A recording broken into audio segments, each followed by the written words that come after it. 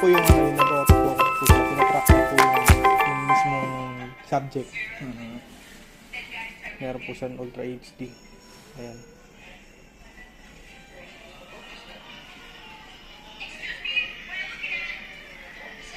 Check up natin 60 FPS, 4K 60 FPS. Yes po. Meron din po siyang 8K kaso compatible siya sa 2024. Medyo slow po siya. Okay na ito. Ito po. Thank you. Para naka-fast forward si ate. Okay.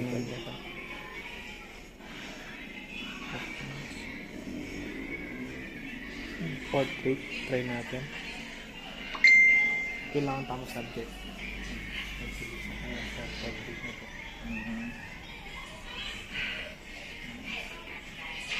Okay na ito. Pagpunta mo na ito.